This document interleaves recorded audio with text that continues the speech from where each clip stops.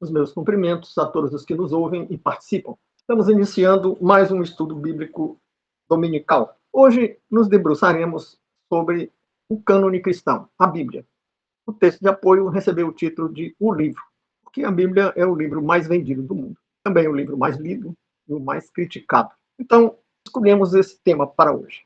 Até porque vivemos o tempo de uma contestação ativa, de uma militância de contestação ao cristianismo e ao cânone cristão. Então, estudaremos a Bíblia sobre esse aspecto, considerando que é um livro que foi escrito durante 1.600 anos, desde o livro de Jó até os últimos textos do Novo Testamento. E com um intervalo de tempo tão grande, escrito aí por uns 40 personagens, e personagens com uma condição de vida ou de estudo muito diferente uns dos outros, porque tinha um rei como Davi, outro rei como Salomão, mas tinha pescadores como João e Pedro. Tinha rei, tinha também um sábio iniciado em toda a ciência do Egito, que também foi um líder e um estadista, como Moisés, e tinha vindo do judaísmo para o cristianismo, que era Paulo. Então, toda essa diversidade deveria ter produzido uma obra desarticulada, contraditória, mas a Bíblia toda tem uma unidade em torno da pessoa de Cristo e merece estudo. Então, consideremos um aspecto do livro desde a origem da escrita. Porque Darcy Ribeiro, num livro chamado Processo Civilizatório, trata a passagem das sociedades coletadoras. Coletadoras eram aquelas sociedades que colhiam frutas ou caçavam, e por isso mesmo eram nômades, porque colhiam as frutas de um lugar quando estava terminando, ou porque houvesse no outro lugar um tipo de fruta que dava frutos em outra estação, um tipo de árvore que frutificava em outra estação. Então eles se movimentavam. Mas, de repente, alguém aprendeu a plantar e esperar para colher. Isso, na obra que eu citei há pouco, recebe o nome de Primeira Revolução Verde, que transformou aquelas sociedades nômades em sociedades sedentárias. Não sedentário, como se diz hoje, para quem não tem atividade física. Eles tinham, porque eram agricultores, e agricultor tem muita atividade física. Mas sedentários no sentido de ser o antônimo de nômade. Mas, além do tempo, alguém aprendeu a irrigar a terra. E Darcy Ribeiro, na obra citada, chama isso de Segunda Revolução Verde. Mas hoje, de um modo geral, os autores chamam de Segunda Revolução Verde uma coisa muito recente. Chamam de Segunda Revolução Verde, aquilo aconteceu no fim do século XX, aí pela década de 90 para cá, com a introdução de tecnologias que potencializaram enormemente a produtividade da agricultura. Mas vamos usar aqui a linguagem do Darcy Ribeiro, Primeira e Segunda Revolução Verde para sem irrigação e o plantio com irrigação.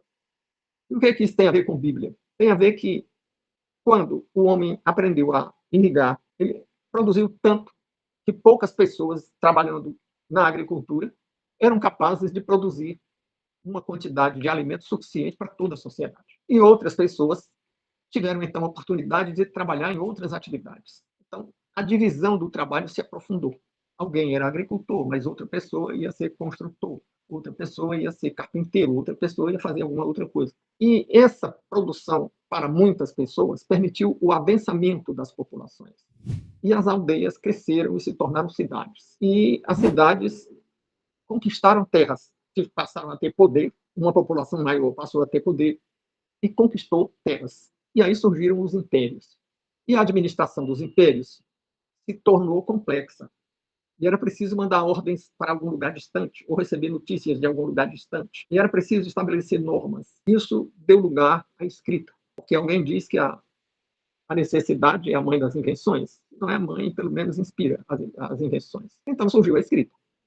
E quando surgiu a escrita, também as lideranças religiosas passaram a escrever obras com os conteúdos das suas convicções e tornar um texto escrito seja a normatividade que as religiões recitavam ou indicavam, seja a doutrina, no caso da Bíblia, uma doutrina de salvação.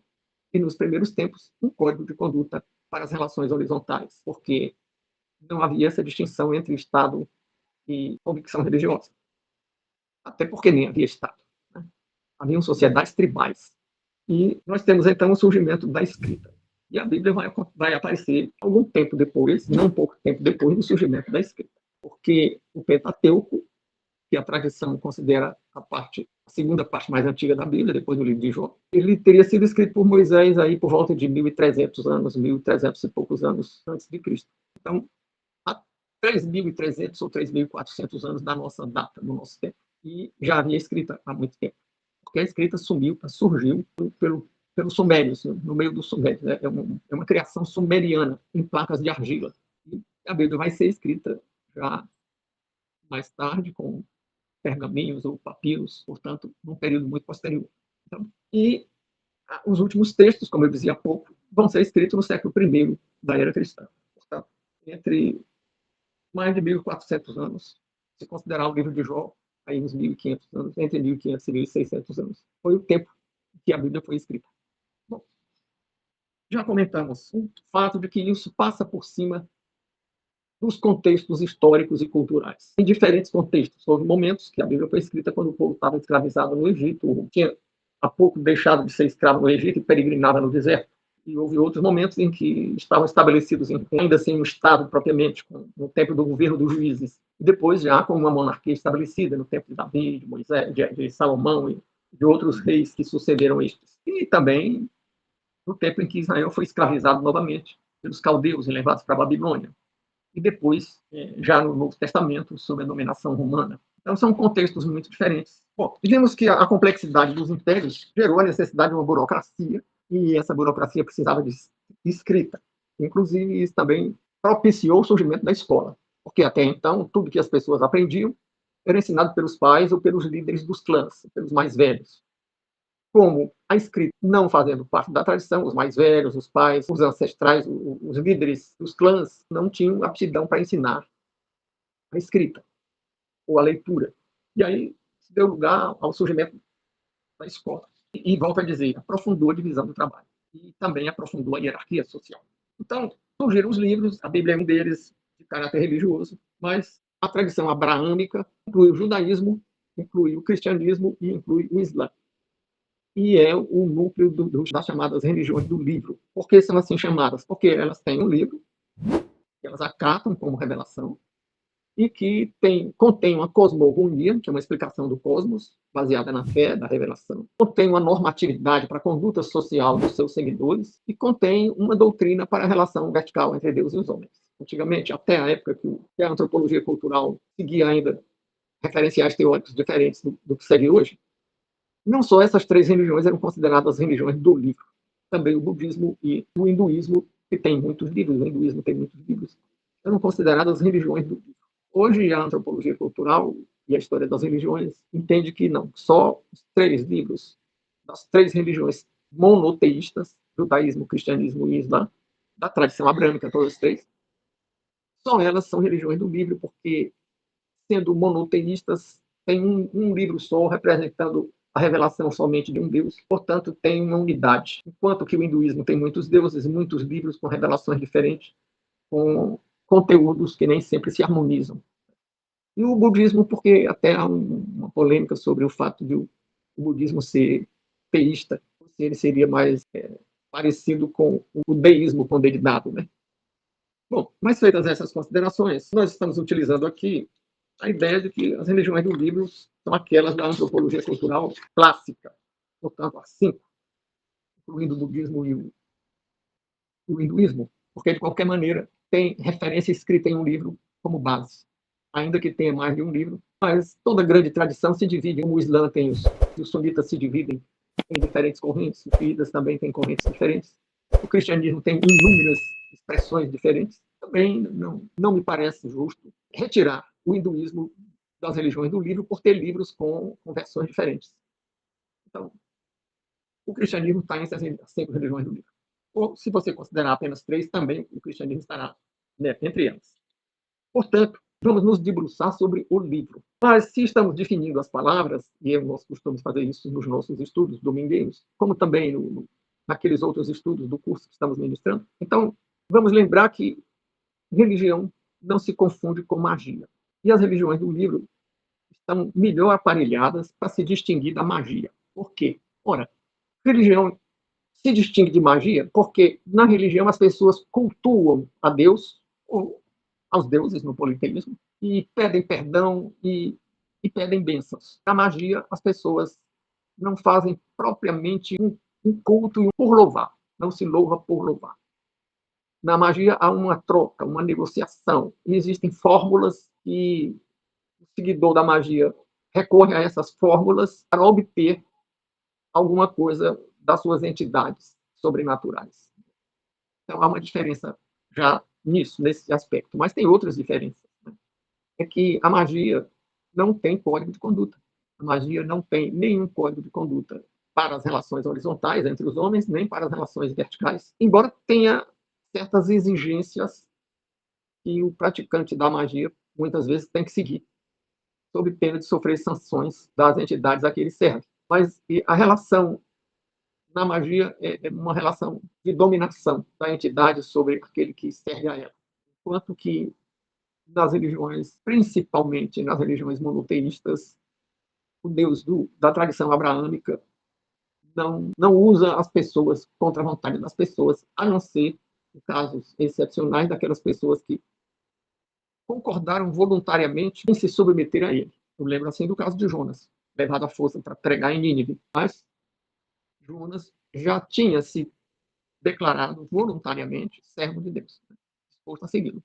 Então, o que fez o Senhor foi cobrar essa promessa de Jonas, de seguir a Deus. Então, se ele diz, já que você me deu autoridade para lhe dirigir, eu vou lhe levar. Né? Mas até pode haver, contemporaneamente, alguém que escreveu algum tipo de normatividade ou de doutrina para a magia, mas não tem o respaldo da tradição. Não existe uma tradição nesse sentido. Né? Bom, então vamos ao cerne do nosso estudo de hoje, que é o Cânone Cristão, que é o livro do Cânone Cristão. Já mencionamos aqui na introdução que tem 40 autores, são o cânone definido nos 4 primeiros séculos da era cristã. Esse cânone tem 66 livros. Muito mais tarde, no Concílio de Trento, já no século XVI, no movimento da Contra-Reforma, acrescentaram mais 7 livros ao cânone. Mas mesmo considerando os 66, existe uma certa harmonia dos livros bíblicos. Nós vamos examinar considerando essa harmonia. Bem, mas tem o fato de que nós não estamos aqui usando muitas referências bíblicas. Talvez não façamos uso aqui de nenhuma referência bíblica, porque estamos analisando o fundamento de validade da Bíblia. Quando a gente examina o fundamento de validade de alguma coisa, não se pode usar a própria coisa como fundamento de validade. Também porque estamos dialogando não só com crentes, estamos dialogando também com descrentes. E para o descrente não tem valor a gente usar para a Bíblia para fundamentar a Bíblia. Então, vamos considerar a cultura secular somente. Bom, isso vamos analisar o que dizem os críticos, né? Porque eu tinha dito há pouco que a Bíblia é o livro mais lido do mundo, é o livro mais vendido no mundo. Há quem ache que foi quem mais influenciou o mundo, mas também é o livro mais criticado do mundo. E vamos dialogar com os críticos. Como é que se faz essa crítica? Os teólogos gostam de dividir a crítica em alta crítica e baixa crítica. Na verdade, isso é uma linguagem teológica de alguns grupos, de algumas correntes. Outras correntes nos meios teológicos e na área secular, as críticas são divididas conforme o método. Então, existe uma crítica baseada no método histórico crítico. O que é isso? O método histórico crítico é o uso da mesma metodologia que historiadores fazem quando estudam história. E os outros críticos, que não da metodologia histórico-crítica, esses outros, eles utilizam, sobretudo, o chamado método histórico-gramatical. Isso são grandes métodos, mas existem várias metodologias de hermenêutica dentro desses métodos que nós vamos mencionar logo mais. Então, e qual é a diferença? A diferença é que o método histórico-crítico tem como premissa, portanto, como ponto de partida, como consideração considerada válida e que dispensa fundamentação, considera como evidência que o sobrenatural não existe, o que não se deve aceitar o sobrenatural quando se faz uma análise. É a ideia de que, para que a análise não seja um viés de confirmação de crentes, então você precisa partir do princípio que o fundamento da crença não serve para fundamentar a Bíblia. Só que aí também tem um viés de confirmação negativo. Aí também tem uma fé negativa. Quando você diz, o sobrenatural não existe, você está fazendo uma afirmação que não foi e não é, até hoje, demonstrada. Não tem uma demonstração cabal de que não existe o sobrenatural. Tem uma porção de fenômenos que algumas pessoas desqualificam da condição de sobrenatural, fazendo uma classificação ou uma reclassificação desses fenômenos sem explicar bem o que sejam as novas categorias. Então, quando alguém diz, não, esse é um fenômeno paranormal, se você perguntar o que é um fenômeno paranormal, você vai ouvir diversas explicações, como sendo o poder da mente, o subconsciente, a energia, tal. Mas que energia é essa? Que poder da mente é esse? Como é que ele resta demonstrado? Então, na verdade, nós temos uma oposição entre dois tipos de fé. Uma fé afirmativa. A Bíblia fala que o mar vermelho se abriu para dar passagem, o que o povo hebreu deu voltas em torno de Jericó, gritou, e aqueles muros caíram só no grito. Você diz, não, isso aí não pode ser. Pode ser porque isso contraria a nossa experiência e contraria o que nós conhecemos da física. Se bem que a queda do muro de Jericó tem uma história aí sobre uma possível explicação com base na física, mas eu prefiro não entrar por esse caminho, porque nunca houve outra experiência igual. Né? Então, ou se encara realmente o sobrenatural, ou se recusa aqueles textos. Mas a primeira coisa que nós assentamos é que a alta crítica parte, ou toma como premissa, parte da crença que não existe o sobrenatural. Então, isso põe em xeque não apenas o Antigo Testamento, mas também o Novo Testamento. Aí não só os exemplos que eu citei há pouco, do Mar Vermelho, da queda das muralhas de Jericó, mas lá no Novo Testamento você vai ter cego de nascença voltando a enxergar, você vai ter surdo de nascença voltando a ouvir, você vai ter cadáver ressuscitando depois de dias. Isso tudo desafia a credibilidade de quem tem a crença na inexistência do sobrenatural. É oportuno ressaltar esse aspecto. Então, tem a outra vertente, críticos da Bíblia, e crítica aqui não é só a crítica pejorativa ou a crítica contestadora. Crítica é uma palavra que denota julgamento, e você pode ter e tem julgamento favorável também. Então, tem aquelas pessoas que dizem, não, o método que nós usamos para a leitura da Bíblia é o histórico gramatical. Vamos ver o que é que cada um desses métodos faz. Você tem que se debruçar sobre a fidelidade dos textos, comparando cópias. Digamos, o Novo Testamento foram encontradas centenas de cópias. Aí, tanto o método histórico crítico como o histórico gramatical, o que eles fazem? Comparam as cópias. E o que se busca com isso? Você quer ver se as cópias realmente, se elas fundamentam, confirmam umas às outras, ou se há uma contradição, se existe contradição, se é suficiente para desqualificar aquele relato. E, de fato, essas cópias não têm contradição significativa. Você pode encontrar uma cópia que diz que Cristo fez um milagre na porta, numa determinada porta da cidade, que a cidade tinha muros e portas. Na saída, quando saíam pela porta, estava uma multidão. E outra cópia que fala que, naquele momento, era a entrada da porta. Mas a saída ou entrada é uma diferença de relato, mais confirma do que eles autorizam. Porque diz que era no mesmo lugar, na mesma porta, fala que tinha também uma multidão, e relata o mesmo fato. Se era entrada ou saída, pode ser uma perspectiva de quem talvez nem conhecesse os costumes da cidade e nem soubesse como era o fluxo. As nossas cidades hoje têm um horário que os carros estão saindo da cidade, o chamado trânsito centrífugo, e o engarrafamento é para quem quer sair da cidade. Tem hora que as pessoas estão entrando na cidade e o engarrafamento é centrípeto. Também a diferença aí pode ser isso. Alguém que confundiu o horário do fluxo centrífugo ou centrípeto. Mas na cidade, na época, não tinha esse fluxo intenso assim, que permitisse essa comparação que hoje dá engarrafamento. Não se trata de dizer que havia engarrafamento, mas de que podia haver um fluxo maior de entrada ou saída. E a pessoa pode ter confundido isso, o autor do relato. Né? Mas, no mais, essas coisas todas se confirmam. E os relatos, as cópias e os relatos são praticamente contemporâneos do fato. O Novo Testamento todo foi escrito no século I. É diferente. E as cópias, as centenas de cópias, são do século I. Embora certamente que existem cópias também de períodos posteriores, do século II e tal. Cópias dos originais. Quando pesquisadores na área do conhecimento secular, historiadores, na história da literatura, na história da filosofia, na história da ciência, nós temos cópias feitas séculos depois, tem cópias do Aristóteles feitas séculos depois. Tem uma obra do Aristóteles que desapareceu, se salvou uma cópia feita séculos depois. Então, e é considerada válida.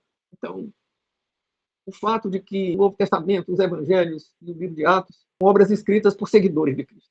Mas isso não desqualifica, porque Platão foi o único autor que relatou as teses e o magistério, os ensinos de Sócrates. E Platão era também discípulo de Sócrates.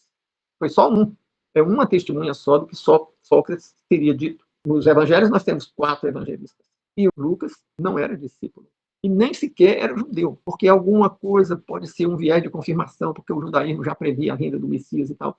Aí tem lá um grego relatando dos evangelhos, o evangelho de Lucas, e relatando o período que vai da ressurreição até a partida de Cristo, no livro de Atos dos Apóstolos. Nós temos uma base muito sólida para contestar os contestadores. E a direção que estamos dando nesse estudo, como temos dado nos demais estudos dominicais, lembrando que quem nos ouve ficar até o fim, compartilhar, dê o like, nos mandar alguma pergunta ou algum comentário e se inscrever no canal. A plataforma divulgará mais o nosso canal. Se você tem interesse, você pode se inscrever e fazer todas essas coisas que eu acabo de mencionar. Então, o que daremos continuidade ao estudo no próximo domingo são os temas que foram colocados aqui. Né? Nós falamos aqui nas considerações preliminares sobre o surgimento da escrita, dos impérios e o surgimento do livro. Falamos aqui como isso mudou as relações sociais, isso aprofundou a hierarquia da sociedade, dividiu o trabalho, aprofundou a divisão do trabalho. E estávamos, num determinado momento, aqui conceituando o que é religião. Tínhamos feito uma distinção entre religião e magia, mas ainda não tínhamos feito uma conceituação mais detalhada de religião. Normalmente, as pessoas, quando querem dizer o que é religião, lembram apenas o verbo latino, religare, para lembrar que é um esforço de superação da ruptura entre a criatura e o Criador. Houve um rompimento de relações quando o homem resolveu comer do fruto da ciência do bem e do mal e chamar a si o juiz moral, dispensando a direção e a orientação do Criador. Isso foi um rompimento de relações e a religião é uma tentativa de religar, reconstituir essa relação. Daí a invocação do verbo latino religare. Mas isso diz muito pouco. Não é que esteja errado, mas diz muito pouco. E nós dizíamos há pouco, poderíamos usar até contribuições de pessoas que nem são crentes. Né? Tem um sociólogo americano que era ateu, uso nesse estudo, a matéria dele, já usei em outros estudos, na hora de definir religião, que ele me parece que definiu muito bem. Ele diz que o fenômeno religioso, e aí ele não se refere especificamente ao cristianismo, mas o cristianismo está incluído nisso, ele diz que o fenômeno religioso é uma busca de superação da finitude. Diz que a finitude, a consciência da finitude nos causa uma certa inconformidade. Um pouco parecido com a tese de Freud também sobre religião. Né? Então ele diz que nós somos inconformados com a nossa finitude. Nós gostaríamos mesmo de superar a finitude. E para superar a finitude, você sai em busca do infinito, porque o contrário da finitude é a infinitude, é a eternidade. E é interessante notar como as coisas que superam a finitude nos atraem. A velocidade atrai muito o jovem. Ou seja, a velocidade é uma tentativa de superar a finitude no que concerne ao tempo e ao espaço. As limitações no tempo, nós não podemos estar ao mesmo tempo em 2 lugares. Então, é espaço, velocidade é espaço e tempo. Então, nós queremos superar os limites do espaço e do tempo. E até hoje a gente faz carros mais velozes, e aviões mais velozes, e meios de comunicação mais velozes. Primeiro a gente mandava por correio, mandava um mensageiro a cavalo, e hoje tem as comunicações instantâneas que a tecnologia de comunicação nos permite, que nos oferece. Então, como é que é essa busca da superação da finitude? O Thomas Odi, cara que nasceu em 1915 e morreu na década de 70, né?